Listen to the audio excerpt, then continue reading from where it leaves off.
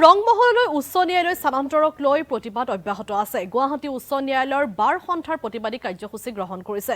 জোৰ সমদলে উলিয়াই প্ৰতিবাদ সাব্যস্ত কৰিব বাৰ সন্থাই। সন্ধিয়া ৫ বজাৰ পৰা এই প্ৰতিবাদী কাৰ্যসূচী গ্ৰহণ কৰিছে। উচ্চ ন্যায়ালয় চৌহদৰ চৌপাশে উলিয়াব জোৰ সমদল। উচ্চ ন্যায়ালয় স্থানান্তৰকৰণ কোনো কাৰণতে মানি নোলোৱাৰ হুংকাৰ দিছে বাৰ সন্থাই। উচ্চ ন্যায়ালয়ৰ পূৰ্ণাংগ বিচাৰপীঠেও স্থানান্তৰৰ পক্ষত দিছে সিদ্ধান্ত। ইয়াৰ পূৰ্বে বাৰ সন্থাই সাব্যস্ত কৰিছিল অৱস্থান ধৰ্মঘট কাৰ্যসূচী আৰু যেহেতু গুৱাহাটী উচ্চ ন্যায়ালয় স্থানান্তৰকৰণক লৈ প্ৰতিবাদী কাৰ্যসূচী গ্ৰহণ কৰি আহিছে বাৰ সন্থাই আৰু আজি বিয়লিলেও যেহেতু এক প্ৰতিবাদী কাৰ্যসূচী গ্ৰহণ কৰিছে জোৰ সমদল উলিয়াব বাৰ সন্থাই।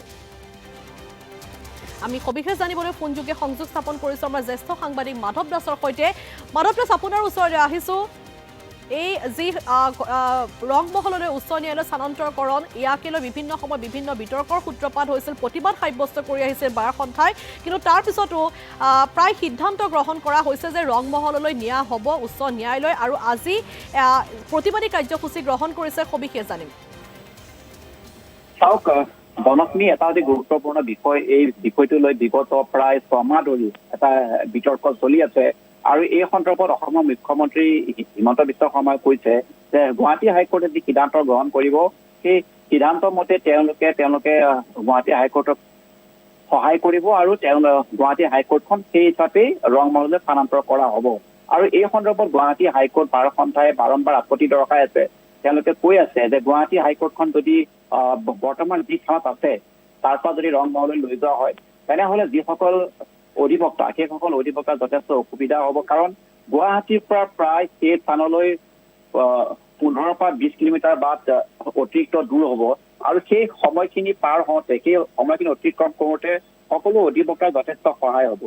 কাৰণ আমি জানো যে বৰ্তমান গুৱাহাটী হাইকোৰ্টখন গুৱাহাটীৰ মূল মজিয়াত আছে, মূল যিটো কেন্দ্ৰ সেই মূল কেন্দ্ৰতে আছে, যাৰ বাবে অসমৰ বিভিন্ন প্ৰান্তৰ পৰা যিসকল ক্লায়েণ্ট আহে বা যিসকলৰ গোচৰ থাকে তেওঁলোকে আহি গুৱাহাটীত অতি সহজে গোচৰ দাখিল কৰা বা যিকোনো বিষয়ত তেওঁলোকে গুৱাহাটী উচ্চ ন্যায়ালয়লৈ আহি তেওঁলোকে সুবিধাভাৱে থাকিব পাৰে।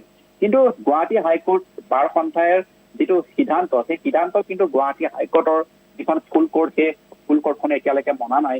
আৰু আজিৰ পৰা প্ৰায় 15 দিনৰ পূৰ্বে গুৱাহাটী হাইকোৰ্টৰ ফুল কোৰ্টে পুনৰ সিদ্ধান্ত গ্ৰহণ কৰিছে আৰু তেওঁলোকৰ পূৰ্বৰ যিটো সিদ্ধান্ত আছিল যে গুৱাহাটী হাইকোৰ্টখন ৰংমহললৈ স্থানান্তৰ কৰা হ'ব আৰু সেই ৰংমহল হৈছে জালুকবাৰী সমষ্টিৰ উত্তৰ গুৱাহাটীৰ এটা অঞ্চল, যিটো অঞ্চলক লৈ বহুতে প্ৰশ্ন উত্থাপন কৰিব বিচাৰে যে জালুকবাৰী সমষ্টিৰ বাবে ৰংমহললৈ গুৱাহাটী হাইকোৰ্টখন লৈ যোৱা হৈছে। আৰু সেই বিভিন্ন অভিযোগ প্ৰতি অভিযোগ চলি থকাৰ মাজতে গুৱাহাটী হাইকোৰ্টৰ ফুল কোৰ্টে পুনৰ সিদ্ধান্ত গ্ৰহণ কৰিছে যে ৰংমহললৈ হাইকোৰ্টখন লৈ যোৱা হ'ব আৰু এইখিনি সময়ছোৱাত গুৱাহাটী হাইকোৰ্টৰ সৈতে তেওঁলোকে আলোচনাৰ দুৱাৰ মুকলি কৰি ৰাখিছে।